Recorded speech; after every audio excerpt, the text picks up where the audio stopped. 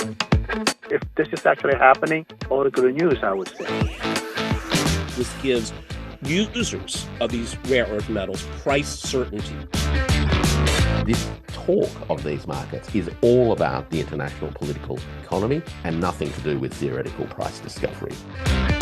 I think it's going to be very, very difficult for the U.S. to meaningfully create greater independence from the Chinese rare earths ecosystem. It will create just another market through which a ballooning amount of American money will be able to circulate, and that's about it. I think the Chinese side should take a serious look at this and investigate the viability of establishing a futures market. But overall, I would imagine that China still be dominant. China commands rare earth production. The U.S. is targeting the next battlefield. Who sets the benchmark? Welcome to the Chat Lounge. I'm Tuyun. Joining me for a chat on the U.S. plan to launch rare earth futures, Professor Andy Mok of Beijing Foreign Studies University, who's also a senior research fellow at the Center for China and Globalization. Professor Warwick Powell, Adjunct Professor, Queensland University of Technology, Australia, and Professor John Gong, a Professor of Economics at the University of International Business and Economics in Beijing. A warm welcome to you all, gentlemen. So let me begin with John. A Chicago-based financial services company CME Group is reportedly working on a plan to launch the world's first rare earth futures contract. From a Chinese perspective, what was your initial reaction to the news? Well, I find it very interesting. My understanding is that usually for those kind of metals, the spot market is the futures market, and the futures market is usually, conducted on an exchange.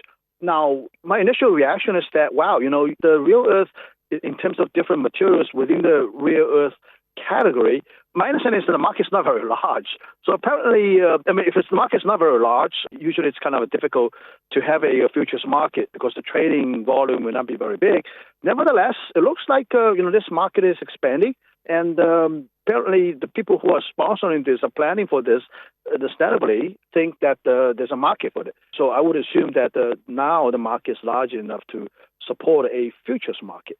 So it's an interesting development. I think it underlines the importance of this category of materials for the new economy, for things related to new energy development, for example, finding more and more applications for these materials in modern economy.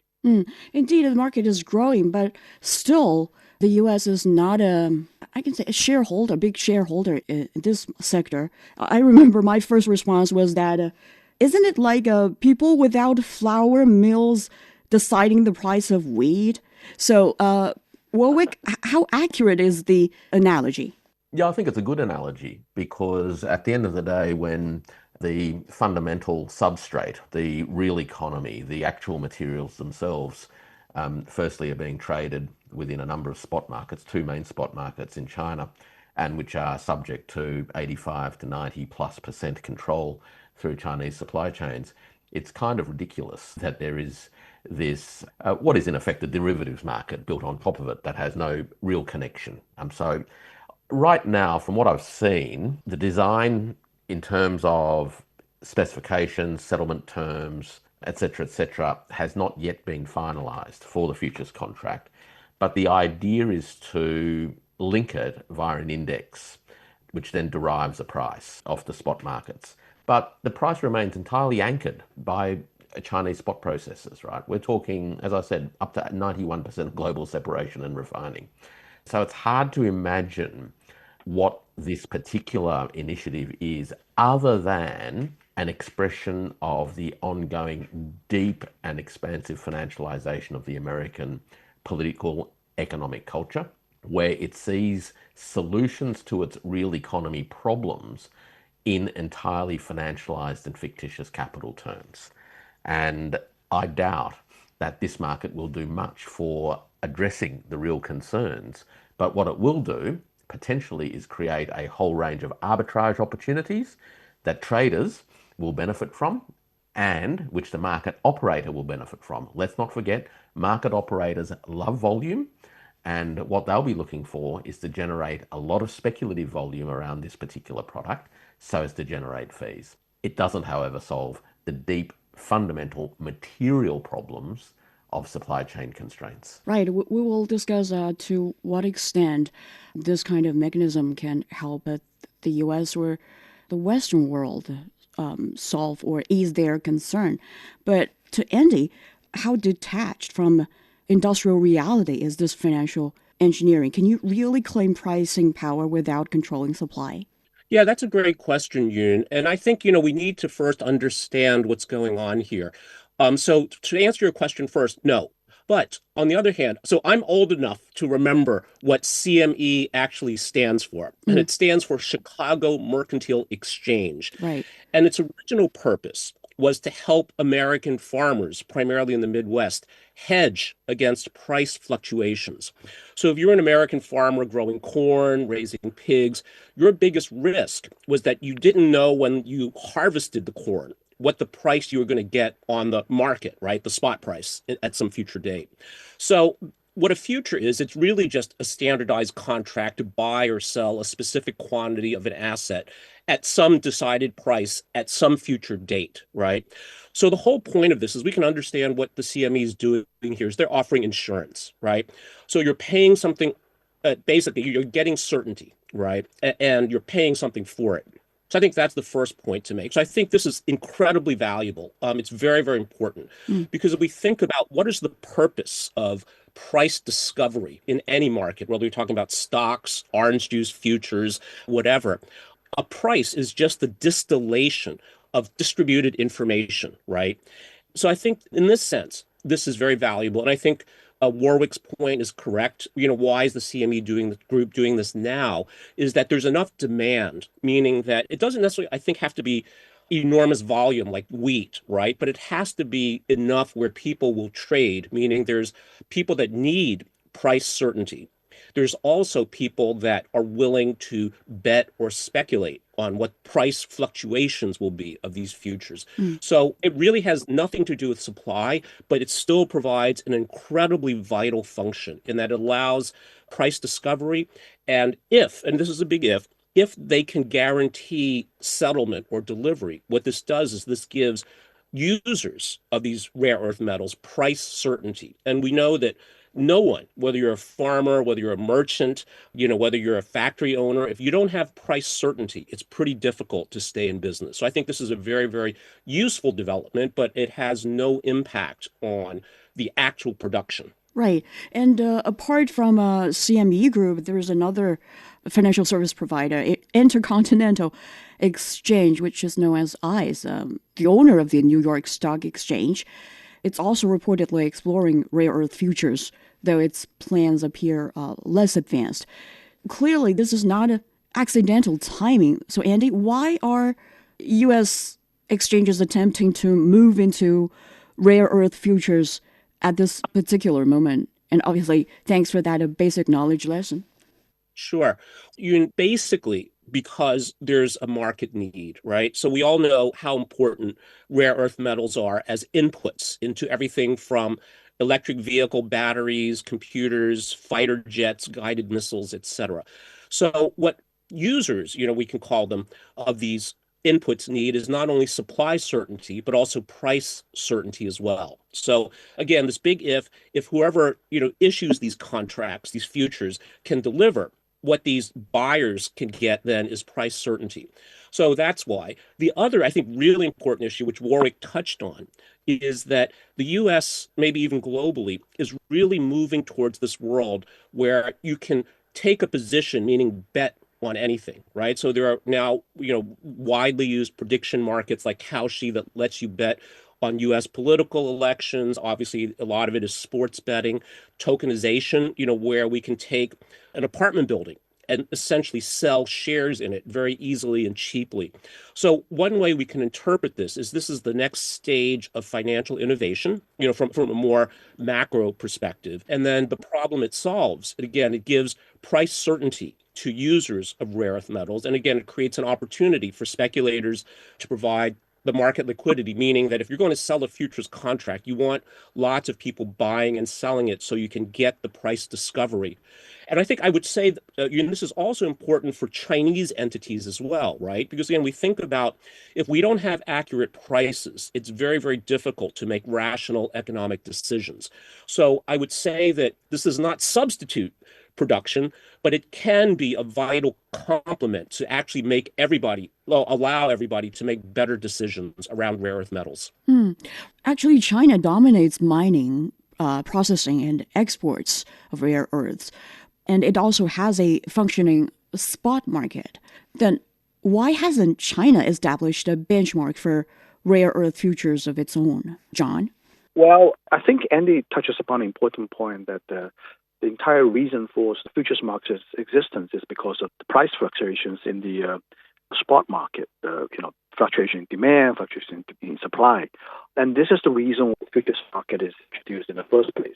And I think the reason why we haven't had a futures market in China, my view is that the prices are indeed going up and down, but not to the extent that you see this sort of a seasonal or sort of a recurring patterns of shocks that affect these prices. I think this has a lot to do with the regulatory oversight, has to do with the government's policy. So these are not very good reasons for the existence of the futures market. And the second reason is probably we don't have a very strong futures market for commodities in the first place, right? I mean, in CME, Chicago Board of Exchange, they have commodity markets for futures market for a lot of commodities, agricultural product. And in China, I guess it's not that much developed, and I think probably that's the reason why we haven't seen a futures market develop for rare earth here in China. Then, Warwick, what's your interpretation, from a third country's perspective? But Australia is definitely not an outsider in terms of this. Look, most of the pricing, as we know, is determined on Chinese spot markets, whether it's the Guangzhou Rare Metals Exchange or the Baotou Rare Earth Products Exchange. And then it's reflected in a number of indices, right, that are generated through researchers. The point about all of this is not a theoretical idea about markets and price discovery.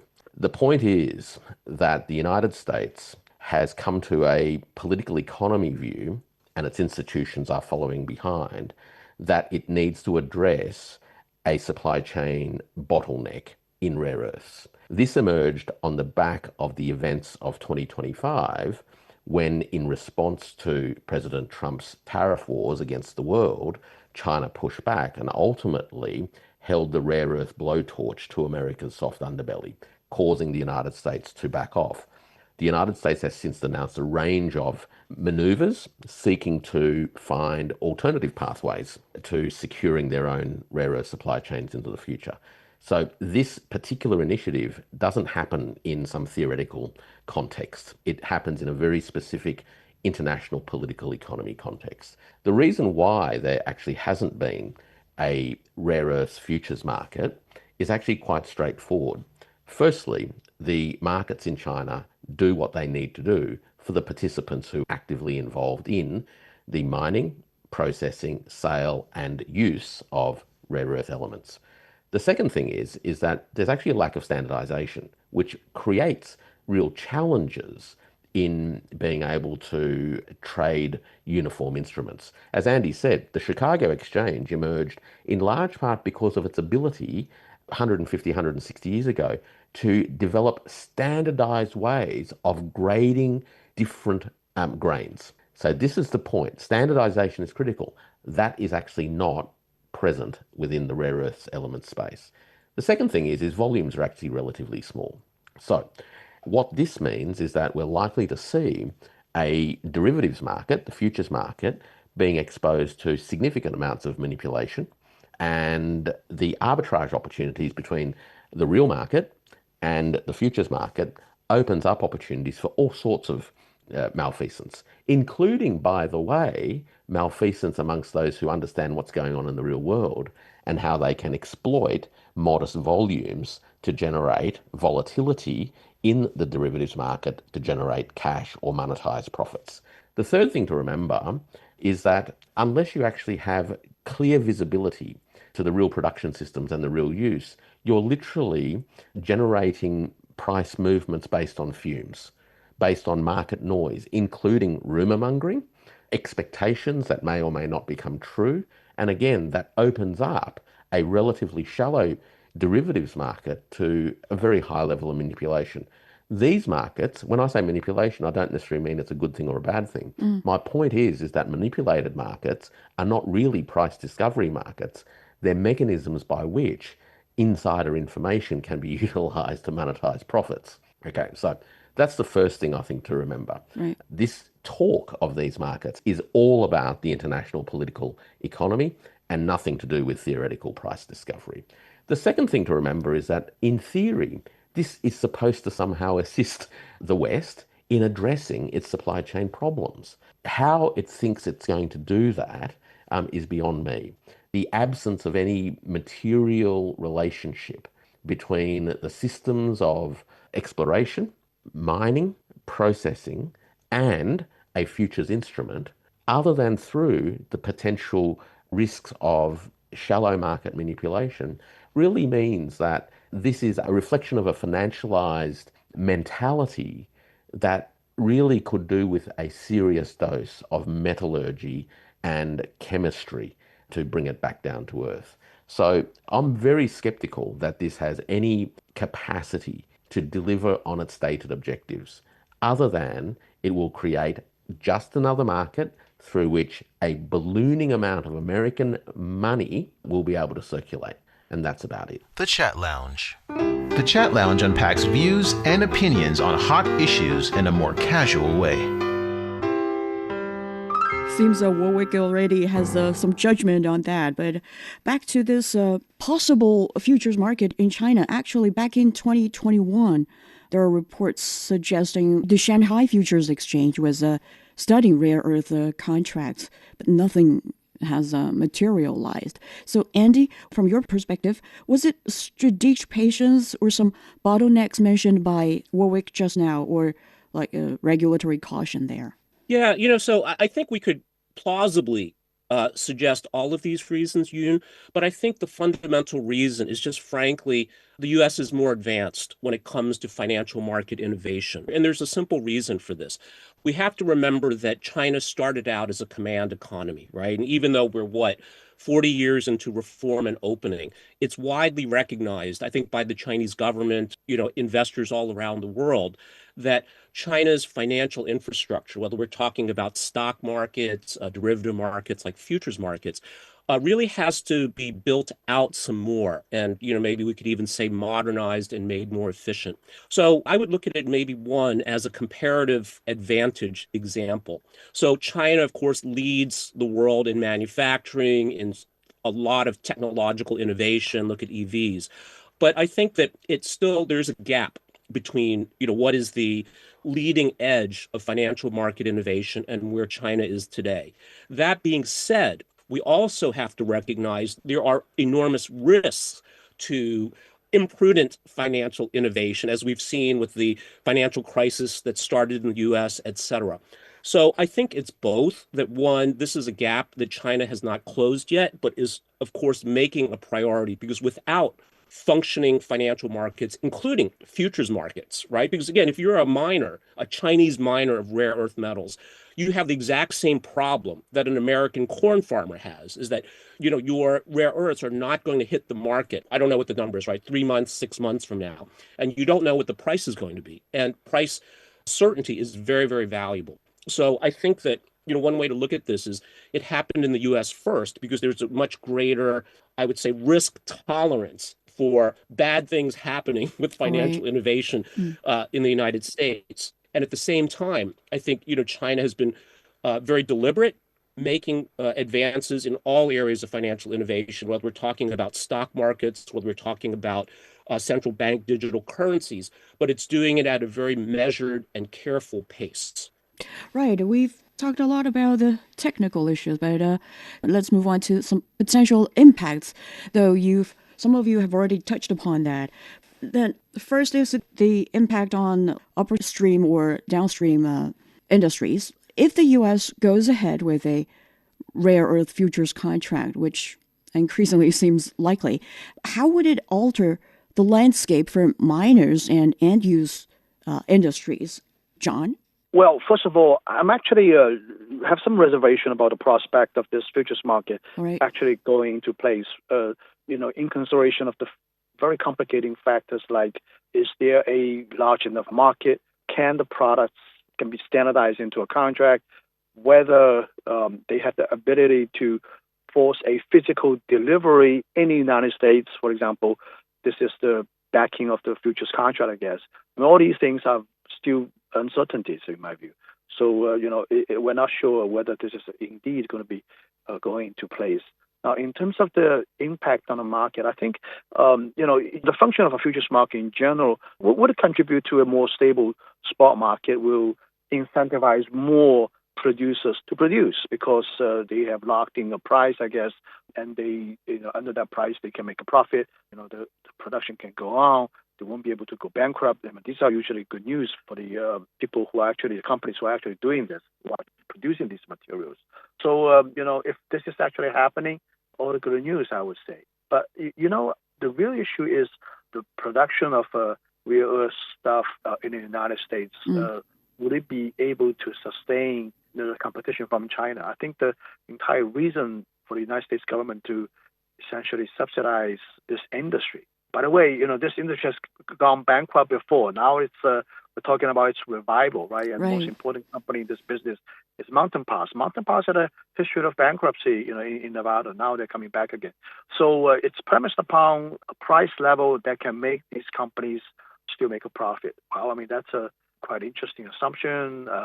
And I would expect in the future, once these things are coming back online with the volume needed for the U.S. market, I would imagine that Chinese companies would be responding to this, and there will be more competition on the international market. And Andy, you have confidence in the U.S. Capacity in reviving its rare earth industry? Well, I think these are two completely separate issues, right? So can the U.S. build a manufacturing supply chain from mining to extraction to refining to component manufacturing that can, to some degree, substitute or replace China's? I think that's one question, which I personally am very skeptical of. But this other question of setting up a futures market is, again, completely separate. And I agree with John, the devil's in the details. But the model or the analogy I would use are oil future markets, right? So we look at a lot of oil comes from the Middle East. So traders, whether you're in the US or in London, that are buying and selling these futures, including, again, users of oil, really don't need any control of the manufacturing or the supply, right? Because again, the main point here is more of an economic, not a production function, meaning that if you know what your prices will be, 6 months from now, a year from now, that's incredibly important information. And I think this is, again, what is being addressed here. I'm not so sure this is part of the U.S.'s strategic prioritization of, again, substituting for China's rare earth supply chain. I see this maybe more as, again, private sector actors, in this case, CME, seeing a business opportunity, right? There are companies that need greater price certainty around rare earth metals. And then where there's demand, where there's a pain point, there may be an opportunity to make money. So I would see these as completely separate. And I agree that, can these details be solved? Like, how will you actually deliver, right? But again, if we look at the oil market as an example, it prices in geopolitical risk, right? So if there's going to be, Iran is going to close the Straits of Hormuz and oil flow stops, that's priced in to oil futures. So I see, a parallel here. And again, whether it actually will work or not, in terms of there's enough liquidity, et cetera, remains to be seen. But to me, again, I see this as an inevitable development, and if properly executed, a very positive one for everyone. Right. You're saying it's quite vital to have a transparent pricing system. That's agreed. But do you think it's fair to, for someone who's not the owner, if you will, of some assets to, let me borrow the word from Warwick, manipulate the prices of that asset? Your take, Andy. Well, that's a pretty profound question, Yoon, right? And I think that basically, if you're going to say that, right, that only the owner of a certain asset should have the right to set the price. Then what you're saying then is that so if Apple issues shares, right, it trades on a public market, only it should be able to set the price, right? If oil produced by, I don't know what, Iran, Saudi Arabia, the UAE, a barrel of oil they produced should only be set by them. Again, we get into a very profound question here, but I think that this would basically destroy the foundation of global trade, right? Under this rare earth futures market system, if China were to tighten export controls, could a Western pricing benchmark alter the balance of power in any practical way? Well, I think it could, Yoon, right? So, and again, if we look at OPEC, for example, right? So they can lower production, perhaps, at least theoretically, stop production. And that would cause prices to skyrocket, oil prices to skyrocket. And if prices go up, that creates more incentive for the OPEC producers to then start selling oil, right? Because whatever their reasons are, political, geostrategic, economics do matter. And then the other point I would make too is that, if you're a Chinese miner, say, and you can sell, whatever you pull out of the ground, or if you refine rare earth, you sell that to someone, right? A third party.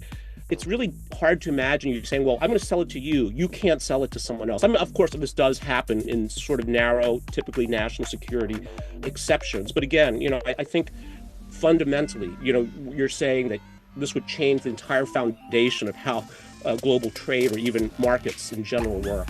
You've been listening to the Chat Lounge. When we come back, check out whether China's dominance in price setting will be diluted. Stay tuned. Sideline Story brings you all things sports related. The hottest topics, latest events, juiciest stories, all with a very personal take. Subscribe to Sideline Story Podcast for heated sports discussions covering events that are happening in China and around the world. Welcome back to the Chat Lounge. We continue our chat on the U.S. plan to launch rare earth futures. Actually, to counter China's dominance in rare earths, the U.S. has launched a forum on resource geostrategic engagement, or FORGE, bringing together 55 countries. And U.S. Vice President J.D. Vance has stated, quote unquote, "We will establish reference prices for critical minerals at each stage of production, and for members of the preferential zone, these reference prices will operate as a floor maintained through adjustable tariffs to uphold pricing integrity." So, Warwick, if my memory serves me correctly, Australia is also one of the 55 countries, right? Is such a pricing scheme achievable? Well, you can achieve these pricing schemes, but they also generate unintended consequences. One of the interesting things to be thinking about is how such pricing schemes, regulated floors basically, will interact with things like these futures markets, and how it is that participants within these markets can exploit information arbitrage to their benefit. So again, I come back to the fact that attempts to manage the various dimensions of these complex systems, meaning the physical supply chains themselves on the one hand, together with what are in effect pricing floors on the other, plus these claims that relate to the future of production and demand. Efforts to design markets around all of this ultimately tend to create side effects or unintended consequences. And I'm not convinced that the reactions to the rare earth elements situation from the West has involved actually a great deal of thought. Almost all of this seems to be entirely reactive at a political policy level. And I think Andy's right. I think the market operators have also sniffed a very straightforward commercial opportunity, which is to create a market for a financial instrument that can be traded till the cows come home. And there may be sufficient interest for there to be volume in that market, even though it will be a shallow market for traders to exploit. So this is not necessarily a recipe for the West to address its rare earth element challenges, if it sees them as challenges. It's likely to, I think, give rise to a whole range of unintended consequences, including, I might add, creating what economists would call Dutch disease effects as emphasis on these particular sectors draw resources away from other sectors. So we're starting to see shortages in a whole range of material supply chains, and attempts to boost the rare earth elements supply chains will require the West to train up people and draw them away from other activities, leading to downstream implications. The best approach actually would be to contribute to the building of stable global institutions where these supply chains can be effectively managed, taking into account the interests of the different countries involved. But of course, that's not going to happen for the time being. And as I said, I think the US, it's responding in a very politically reactive way on the one hand, and commercially it's responding in many regards in the only way that it knows, which is to spin out another financial derivative instrument. Can you elaborate a little bit further on this side effects or unintended consequences you mentioned?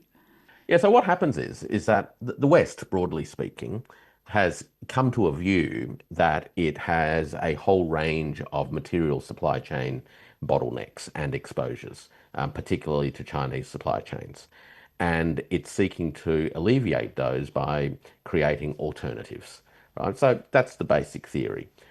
The challenge the West has is the challenge of both time and the availability of resources. So if it seeks to address what is essentially a 50 to 80 year problem in the space of 5 to 6 years, it's likely to spread resources incredibly thin and achieve nothing. If it seeks to concentrate its efforts, such as in rare earths, and there is some supply chain sense to that because of its role in the upstreams of different industries, it will, in all likelihood, it will function as a magnet, pardon the pun, and draw resources away from other activities. And as it draws resources away from other activities, it will create scarcity in other sectors, and that will create price increases as a result. So there are swings and roundabouts as economic structures are fundamentally altered, because it changes the relative relationships between productive capacities across a complex system. And the minute you do that, think of it as like a balloon, a blown up balloon. As you squeeze a balloon, other parts expand. And these are the sorts of effects that happen in complex systems with feedback loop effects. This is not a straightforward activity at all. And I would anticipate that as the West, in a sense, seeks to solve one problem, it will actually give rise to a whole raft of other problems downstream. You can't solve problems that took 80 years to become problems in the space of a few years. Right. Andy, do you share similar views, and how likely do you think it is a political alliance can override the structural realities of industrial supply chains?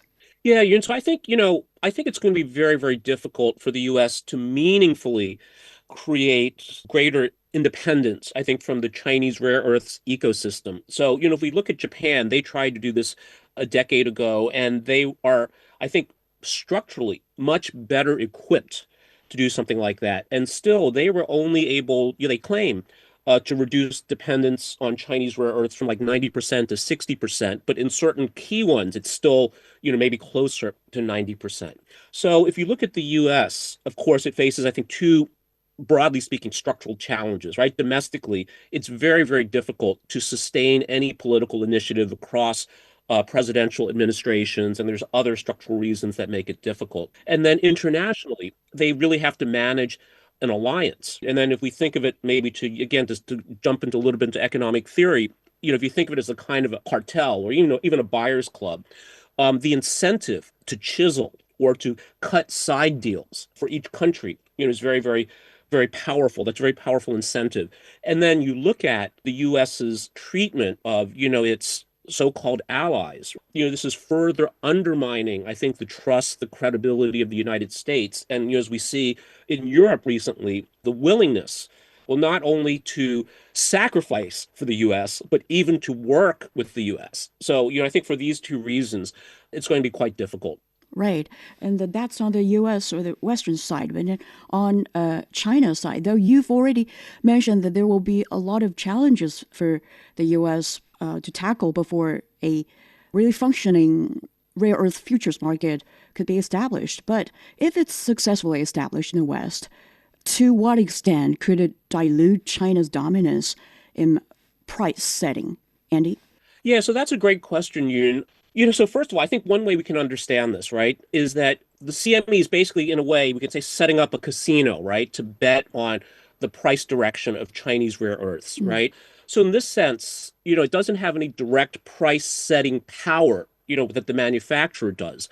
But at the same time, again, if this big if, whoever's writing these futures contracts can actually deliver, then of course this provides enormous value to users all around the world because now they have price stability or they have a price prediction, right? So they know what the price is going to be at some point in the future. And I think it's an interesting question, right? This intersection of, China can exert both pricing power and, I guess, supply power as well, which of course affects prices. And how does that play out in a market like a futures market? And again, I would use the oil futures markets as an example.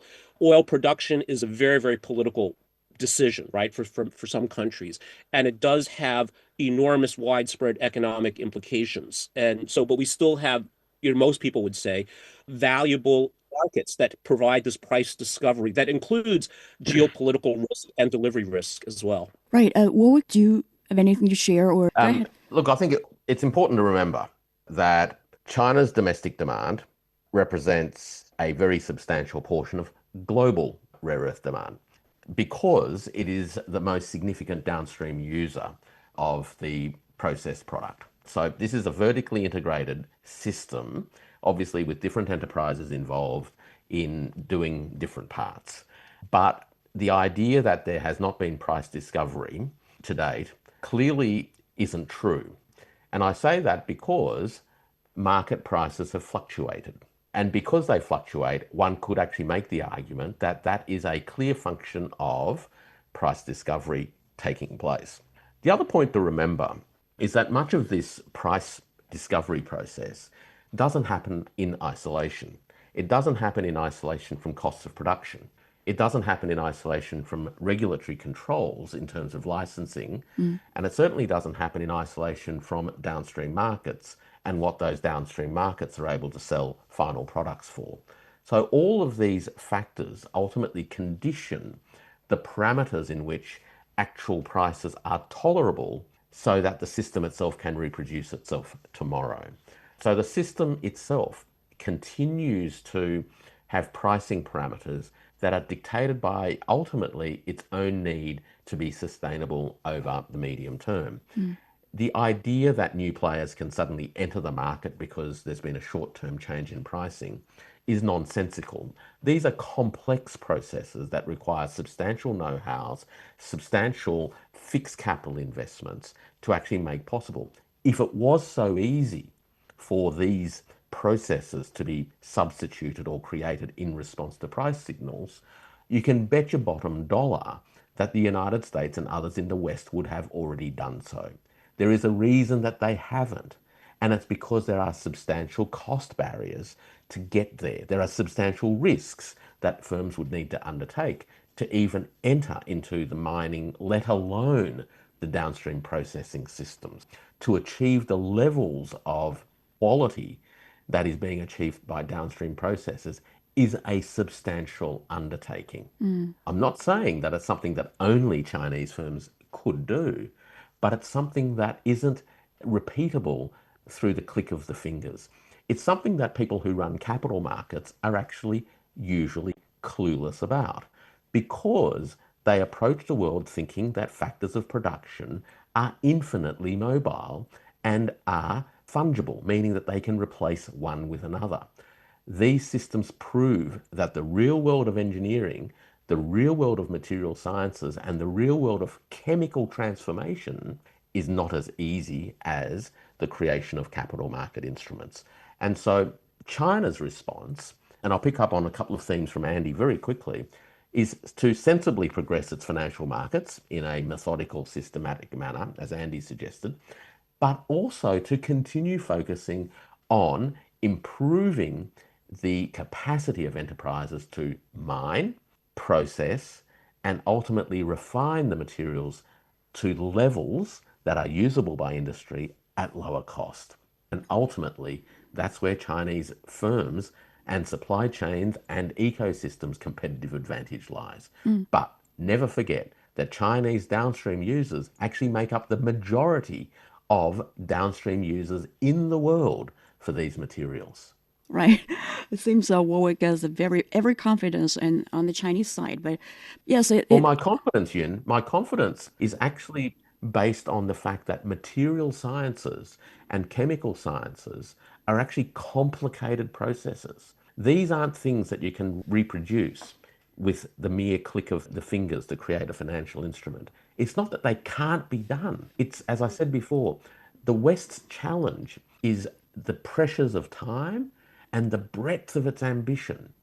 It wants to do so much in such a short amount of time that it runs the risk of either spreading itself too thin and accomplishing nothing, or concentrating its efforts on small parts of their problem set, creating a whole range of other problems elsewhere, right? These are holistic, integrated systems that can only be dealt with a holistic view. Right. You can't just meddle in individual parts and think that you're not going to create problems elsewhere. So it's a cautionary note to both the people in the West who think that they can solve their problems this way, but it's also a cautionary note to Chinese regulators and Chinese enterprises that they need to nurture and take care of the entire ecosystem at the same time.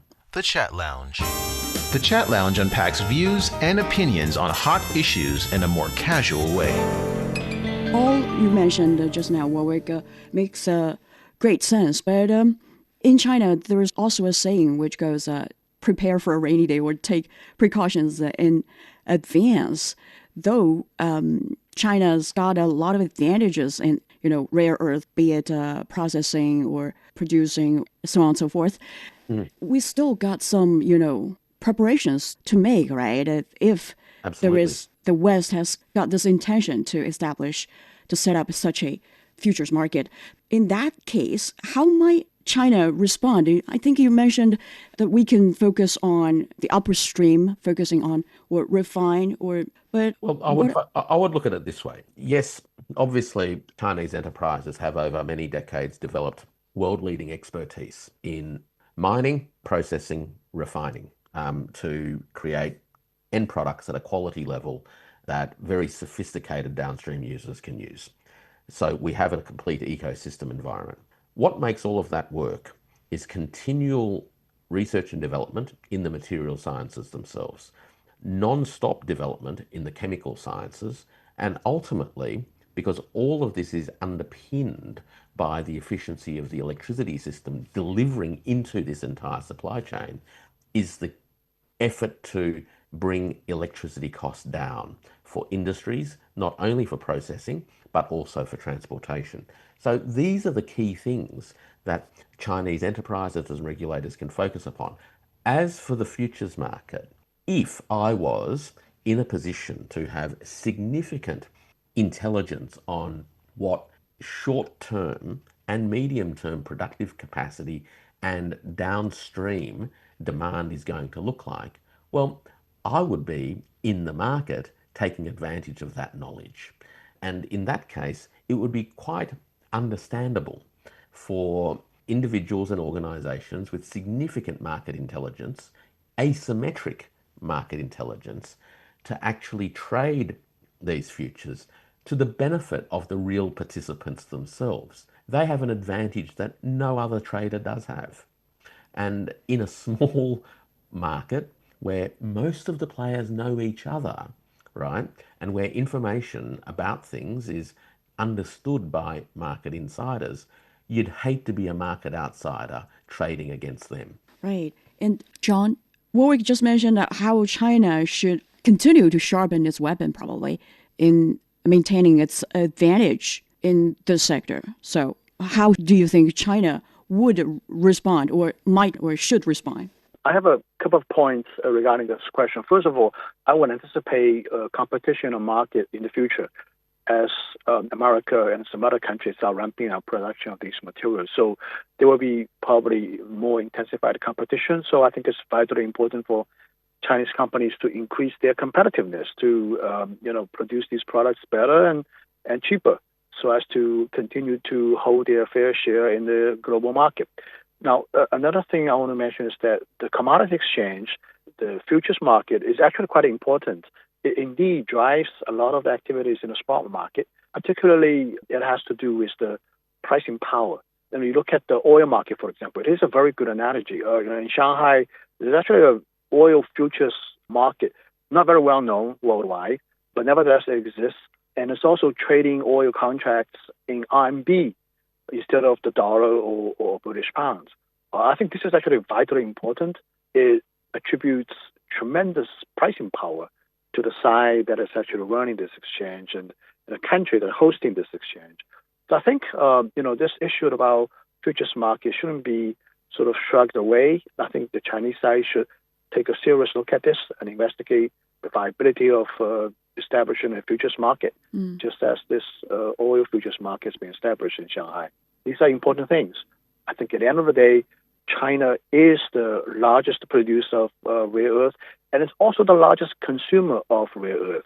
There's one question that you actually in the list that you didn't ask about why the NPDR product is considered the first product to be to be considered for the futures market. And this is actually an important question because that material is the most important material goes into making neodymium magnet, which is the most important material used for running a electric motor for the electric car. And also for every mobile handset, there's a vibration device that uses that material, the neodymium magnet. The reason I know this is that I used to be an expert witness for the world's most important company in that space by the name of Hitachi Metal. They own 600 some patents. It's a de facto standard of making these things. There's just antitrust lawsuit involved for this licensing of these patents. So I know this is actually a very important material. And this material is one of the most important materials in the rare earth category. And you look at how many cars, electric cars being made in China worldwide, how many mobile phones being made worldwide in China. So that's why I'm saying that China is the largest consumer of these rare earth materials. So China takes a fair share of the demand side as well as the supply side. And I think for that reason, we need to establish a futures market to continue to hopefully maintain the pricing power and the value chain associated with this material to be still located in China. Yeah, that's also why the U.S. or the West wouldn't give up this sector or this industry entirely. And so next, all in all, it will be a very fierce battle. And the next 2 to 3 years are widely seen as a decisive window. So, John, do you see we are heading toward intensified confrontation or a new equilibrium? Well, I wouldn't characterize as confrontation. I would characterize as more of a competition. And competition is actually not necessarily a bad thing. I would expect that with the U.S. government's blessing and assistance, the rare earth industry, the entire value chain, would be gradually developed over time in a couple of years in the United States. But when we talk about the concept of rare earth, it encompasses a lot of things, right? There are a couple of materials in that category. I don't think it's easy for the United States and its allies to develop their capabilities in all these materials. I think probably maybe in a few of these things that are for strategic importance, that are for defense and military usages, the United States will be investing heavily in developing these capabilities. But overall, I would imagine that China still be dominant. And ultimately, the reason is because Chinese companies are very competent and extremely competitive in terms of delivering good products, driving costs down, and make customers happy. So I think China will continue to maintain a vulnerable position in this area. And you use the word equilibrium, and I would say that's a pretty good word, that eventually, or over a period of 3-4 years, there will be a market equilibrium where China's share will be stabilized and America and its allies will still have some kind of a smaller share. But I think both sides would be pretty happy with the market equilibrium eventually. Warwick, in the longer term, could we see a bifurcated system? The U.S. and its allies, including Australia, building alternative supply chains for light rare earths? Because, they are already catching up in this field, right? While China remains dominant in heavy rare earths and downstream processing. My sense is that we are in for a rough period. We are not on the cusp of a new equilibrium yet, where there is a détente that is understood up and down the political system and the economic system. There is likely to be intensive competition in all sorts of arenas, including this particular one. There is legitimate concern and fear that the world is heading towards a bifurcated one. One of the interesting things about this question, though, is exactly what it is that the United States is seeking to bifurcate these supply chains for. And by and large, it's for its defence industrial complex. The principal concerns that have animated Washington around rare earth elements have got to do with the defence sector. And it's all about the American military system. The American economy, broadly speaking, does not use that much rare earth elements, certainly compared to China. Again, I re-emphasize the point that across the globe, the greatest single user of rare earth elements are companies in China. So enterprises elsewhere, whether they're in North America or in Europe in particular, that make use of these materials are proportionately relatively small, and in the case of the United States, mainly to be found in the defence contractor environment. So even a bifurcation is mainly going to focus on addressing what the United States sees as problems within its military industrial complex supply chain system. Will this help others? Well, if the United States is willing to pay over the odds, and it's talking about things like price floors, then there will be some attractiveness for companies to invest in the equipment and the know-how and the systems that they would need to do to achieve the kind of levels that the US will be looking for. But bear in mind this, these aren't single enterprise activities. These are ecosystems. These are complex supply chain networks that are not things that can be materialized out of thin air. And yes, there will be intense competition, without a skerrick of a doubt, as the United States seeks to ensure that its defence system is not exposed to third-party supply risks. But what does this mean for civilian uses? Does this mean that civilian systems in countries that are allied to the United States would be denied access to lower-cost, high-quality Chinese products? I think that that's a future that many of these other countries will find very, very difficult to accept. And that's because the competitiveness of their own industries depends upon their ability to access the best products at globally lowest prices.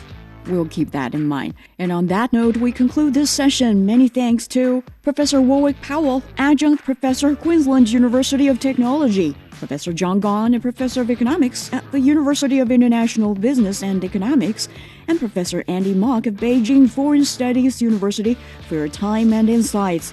Drop us a line anytime at radio@cgtn.com and tell us what you think. I'm Tu Yun. Join us for more chat at the Chat Lounge next week. Till then, take care.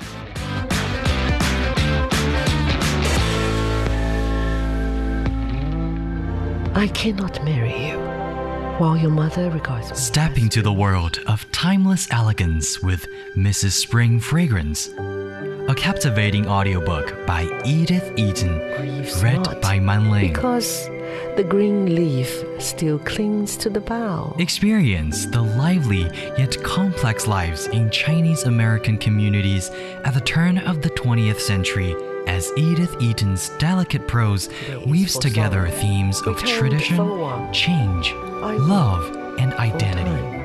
Forget all that belongs to the joy of life. Follow the journey of Mrs. Spring Fragrance and witness the struggles and fights of those living on a rapidly changing exotic land while holding on to their cultural traditions, or more importantly, to their He identities. could hardly believe that his daughter was seriously opposed to becoming the wife of such a good-looking, prosperous young merchant as Wang Ling. Join Books and Beyond for Mrs. Spring Fragrance.